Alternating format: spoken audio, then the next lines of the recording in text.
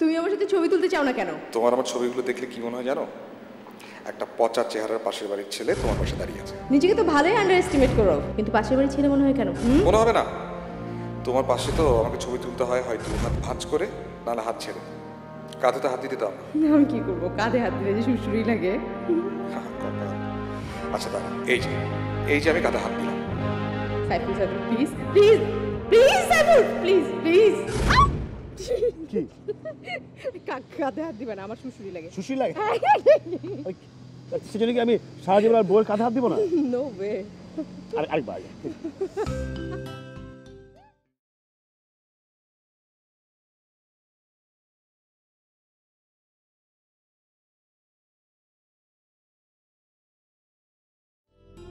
Rimi I কাছে আসবি না, একটাও চুল থাকবে না।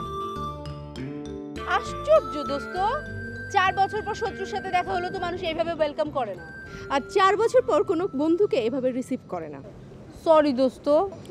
শুধু সরিতে কাজ হবে না, তোমার অনেক শাস্তি বাকি।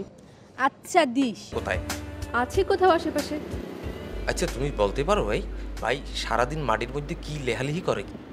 জানি না, আমি অনেকবার জিজ্ঞেস করেছি, কিছু বলেই না আমাকে। সবসময় সংখ্যা চেঞ্জ করে। এই যেমন কালকে লিখেছিল 678, আজকে লিখলো 679। আমার মনে হয় দিন গুণে, বুঝছো? সাইফুল বাইরে দেখলে কি মনে হয় জানো? কি? ভেতরে একটা স্রোত আছে, এই স্রোত পার ভাঙে কিন্তু চর জাগে না, ভাঙতেই থাকে। তারপর একদিন দেখবা ভাই নিজেই একটা ভাঙা স্রোত হয়ে গেছে। আচ্ছা, তোমার মাথায় কি কোনো সমস্যা আছে? আছে, মাঝে মাঝে যখন মাথার মধ্যে সমুদ্রটা ঢুকে যায়, মাথাটা তখন ভারী লাগে, মাথার মধ্যে সমুদ্র ঢুকে যায় তখন। দ্যাট মিনস তুমি পাগল, আর তুমি পাগল বলে তোমার এরকম মনে হয়। মনে হয় আমার বাবা মারা যাবার 2 বছর আগে উনিও পাগল ছিল। তাই? আমাদের বাসার সামনে বালু দিয়ে বাংকার বানিয়ে বসে থাকতো, আর মাঝে মাঝে অদৃশ্য শত্রুদেরকে গুলি করতো। এমনও হয়েছে 8-10 দিন উনি বাড়ি থেকে বেরই হয়নি। তুমি তো জানো না, 1971-এ পাকিস্তানি আর্মিরা আমার বাবার পুরো ফ্যামিলিকে মেরে ফেলেছিল। এনিওয়ে, তুমিও তো পাগল। হ, পাগল হওয়া ভালো, এরা মানুষের ক্ষতি করে না।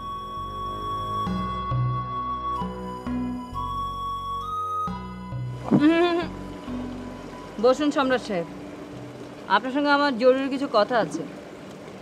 জুসের অর্ডার করেছি, জুস খেতে খেতে কথাগুলো বলি। লক্ষণ তো ভালো দেখা যাচ্ছে না, কি বলবে বলো? রাবণ লক্ষণের কোনো বিষয় নয়।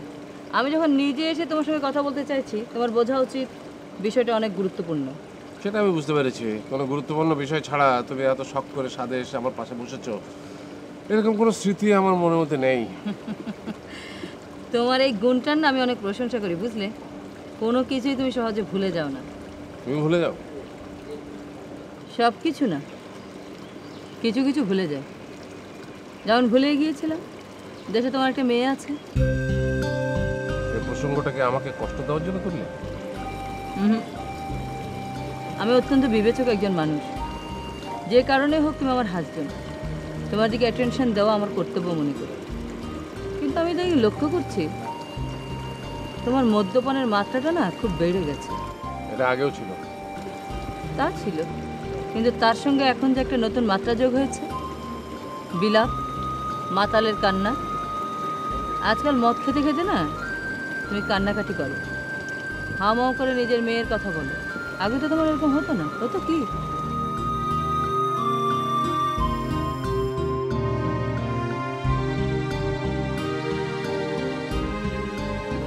নাও জুস খাও।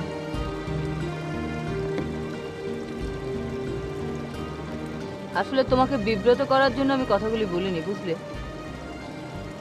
একটা সহজ সমাধানের কথা চিন্তা করেছি, শুনবে?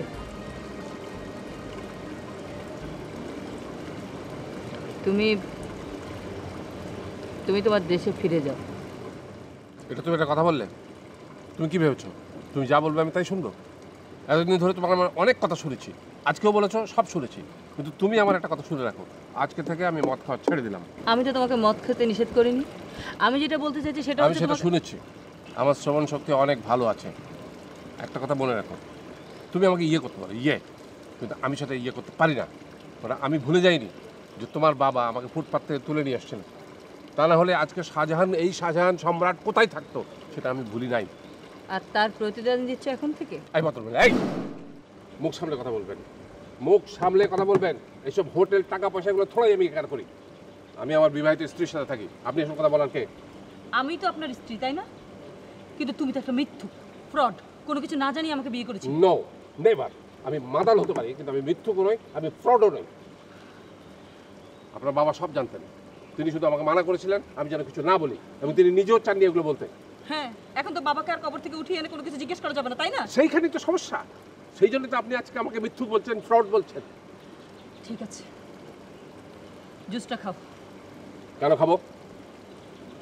মানে এই এত সব কথা বলার পরে এখন আমার ইয়ে খাওয়া উচিত। ইয়ে? তুমি ইয়েই খাও, তোমার ইয়ের ব্যবস্থা করছি আমি। কিচ্ছু খাও না।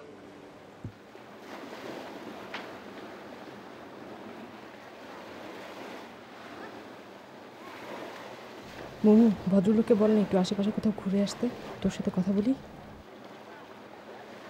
এই কিশোর, তুমি একটু এদিক ওদিক থেকে ঘুরে এসো না, আমরা একটু কথা বলি।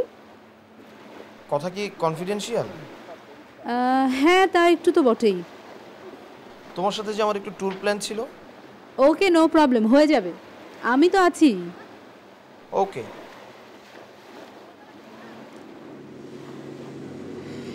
এবার বল কত দূরে ঘুরে? এমনি সব কিছু ঠিকঠাক আছে, ছবির সাথে সমস্ত কিছু মিলে গেছে, শুধু বলছে নাম রুরু আর খুঁড়িয়ে খুঁড়িয়ে হাঁটে। আর ওই খোড়া লোকটার পিছনেই তুই লেগে আছিস, তুই তো সব কিছু ডোবাবি দেখছি। হ্যাঁ, তুই তো কোনো অগ্রগতিই নেই তোর কাছে। আচ্ছা আচ্ছা শোন, সাইফুল মিয়ার যে বর্ণনা আমি শুনেছি তাতে তো আমার আদৌ মনে হয় না সে তোর কোনো ক্ষতি করতে পারবে। তোর কি ধারণা? হ্যাঁ, আমি ফালতু কাজে এত দূর ছুটে এসেছি? ফট, তোর কাছে তাই মনে হচ্ছে? আমি তাই বললাম নাকি? দেখ, তুই সাইফুলকে চিনিস না, ও একটা আস্ত বদমাস। ওর পক্ষে খারাপ কাজ যা আছে সব কিছু করা সম্ভব। ওকে নিয়ে আমার টেনশনটা তুই ছেলেখেলা মনে করিস না। আরে দোস্ত, আমি ছেলেখানা কখন মনে করলাম? আমি পুরো বিষয়টা তোমার কাছ থেকে জানতে চাচ্ছি। তোমাকে শুধু শুধু ডেকেছি এটা ভাবার কোনো কারণ নেই। আমাকে তো চেনো, আর তোমার চাকরির ব্যাপারে আমি কিছু বলবো এটাও কিন্তু ভেবে বসো না। আমি জানি আপনি অন্য কোনো কারণে আমাকে ডেকেছেন। প্রথমত আমি কোনো ঝামেলা চাই না। তুমি এদেশে আছো, তোমার কোনো বৈধ কাগজপত্র নেই, সব কিছু জেনেও কিন্তু সম্রাট সাহেব তোমাকে এখানে চাকরি দিয়েছে। আর তুমি তো জানো এখানকার গভর্নমেন্ট খুবই কড়া। হ্যাঁ, তা আমি কোনো রকম ঝামেলাতে জড়াতে চাই না। আচ্ছা ঠিক আছে, মানে একটু খোলাখুলি বললে আমার বুঝতে সুবিধা হতো। তোমরা মনে করতে পারো তোমাদের কারোর সম্পর্কে আমি কিছু জানি না, এটা কিন্তু ভুল। আমি তোমাদের সবার সব রকমের খবর রাখি, সব খোঁজ খবর আমার কাছে আছে। আচ্ছা, তুমি তো আমাকে বলেছিলে বাংলাদেশে তোমার ওই বাবার ছোট ভাই ছাড়া আর কেউ নেই, তাই না? আর তোমার ফ্যামিলি তো এত ওয়েল অফ না যে তোমার ফ্যামিলির যে কেউ, মানে ধরো যে কোনো একটা মেয়ে তোমাকে খোঁজার জন্য এখানে পর্যন্ত চলে আসতে পারে। বাই দ্য ওয়ে, তুমি ঢাকা ইউনিভার্সিটিতে পড়াশোনা করতে না? ওই সময় কি কোনো মেয়ের সঙ্গে তোমার কোনো ভালো সম্পর্ক হয়েছিল, মানে যে এখন ধরো ব্যাংককে জব করছে? না। যা ভেবেছিলাম, মেয়েটার নিশ্চয়ই অন্য কোনো উদ্দেশ্য আছে। বাংলাদেশের ইন্টেলিজেন্সের লোকও হতে পারে সে। ম্যাডাম, আমি দেশে থাকতে এমন কিছু করিনি যে আমাকে ইন্টেলিজেন্সের লোকরা খুঁজবে। ওটুকু তো আমি আর জানি না। যতটুকু জানি, একটি মেয়ে তোমার ছবি নিয়ে রীতিমতো তোমাকে খোঁজাখুঁজি করছে। দুর্ভাগ্য বলো আর সৌভাগ্য বলো, সে মেয়েটি এই হোটেলেই উঠেছে। তাতে নিশ্চয়ই প্রমাণ হয় না যে আমি অপরাধী এবং সে কারণে আমাকে খোঁজা হচ্ছে। এছাড়া অন্য কোনো আর কারণ থাকতে পারে? সেটাই মেয়ে বলতে পারবে। আর বিষয়টা নিয়ে আমিও চিন্তিত। মেয়েটাকে আমি পেছন থেকে দেখেছি, যদিও চিনতে পারিনি। তুমি কি করে জানলে? নিশ্চয়ই গল্লার কাছ থেকে। জি। ছেলেটা তো দেখছি আমাকে ডোবাবে। কাকে কাকে বলেছে কে জানে। এটা কি বলে বেড়ানোর কোনো বিষয়? তোমার কি মনে হয়? আমি মেয়েটার সাথে সরাসরি কথা বলতে চাই। সেটা কি ঠিক হবে? যদি ধরো ম্যাডাম, এখানে কোনো যদি টদি নেই। আপনি আমার উপর বিশ্বাস রাখেন না? আমার ধারণা এখানে নিশ্চয়ই অন্য কোনো কারণ আছে যেটা আমাকে খুঁজে বের করতে হবে। আজকে আরও 3 জন বাংলাদেশি হোটেলে চেক ইন করেছে। আতঙ্কের বিষয় হলো মেয়েটার সঙ্গে সামহাও এরা রিলেটেড। আচ্ছা, আপনি আতঙ্কিত হচ্ছেন কেন? মানে কিছু হলে তো সেটা আমার হবে। এক চট দিয়ে তোমার সবগুলো দাঁত ফেলে দেবো। বেরিয়ে যাও এখান থেকে। না, কোনো কথা শুনবে না। জাহান নামে যাও, আর যাবার সময় গল্লার কাছ থেকে মেয়েটার নাম্বার নিয়ে যাও। কোনোদিন আমার চোখের সামনে করবে না। বেরাও।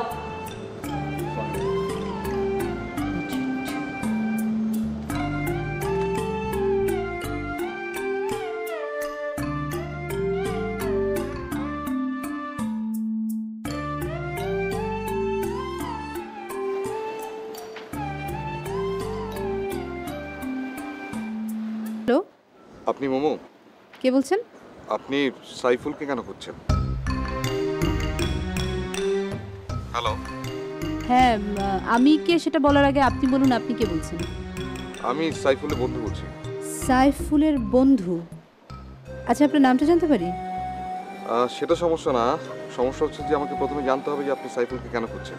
কারণটা তো আমি আপনাকে বলবো না, আমি সাইফুলকে বলবো। আপনি ফোনটা সাইফুলকে দিন। কারণ না জেনে সাইফুল আপনার সাথে কথা বলবে না।